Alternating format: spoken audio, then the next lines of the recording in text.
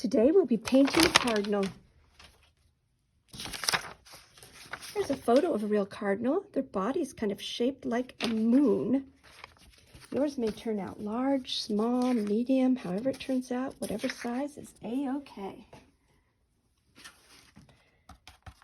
I like to start with the body down on the branch and just kind of curve up like the moon and back down like the moon. And here's the bright red body. Almost looks like a capital D. Now, see how he's sitting on the branch? Doesn't even touch it. That's his mohawk up there. Now I'm going to dip into some of this magenta with a little black, and that will be the wing. The wing starts right about where the shoulder would be if this was a human, so right there. And then down and off the edge of the body. There we go. And then let's give that wing some texture. So let's just dab. Dab, dab, dab instead of brush. We want that wing to have texture, not just brush strokes. Beautiful. Now I'm going to wipe off a little of that, and with a little bit of orange-ish black, I'm going to just make the tiniest triangle beak sticking out. There we go. Now it's time for the tail. Different ways. Let's use the magenta and just bring one stroke down. 1, 2, 3. So the feathers are kind of separated for the cardinal's tail. So it's going behind the branch. And if you're not happy with that, you can just bring the edges, paint the edges all together and create more of a triangle. But then once again, let's create some lines in here and a little texture so it's not just flat brush strokes. There we go. Now it's time to add a few more branches. I'll dip into the white. Branches go straight up to the sky. Let's add, if you have this background, add some off on the short side. And if you want, you could add another one here. Then we'll add leaves to these branches for some interest. But before the leaves, black lines. This is a birch tree. So we're going to add some black lines or like little diamonds.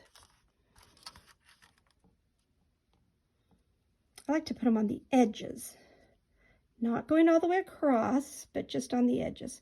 And on these little outer branches, maybe just a few. Also, how about a circle for a knot hole? Or any other thing that you think of is fine. Also right here.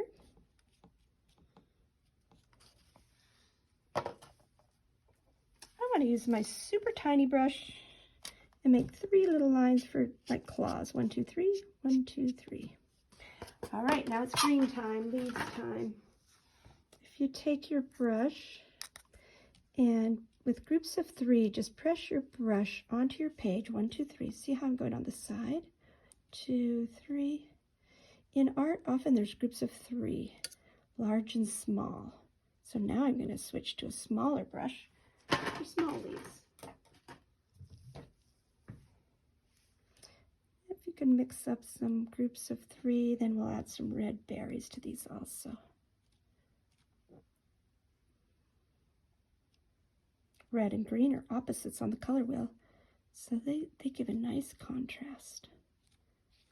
All right, for the red berries, we'll use the very ever so tiny small brush to add those dots.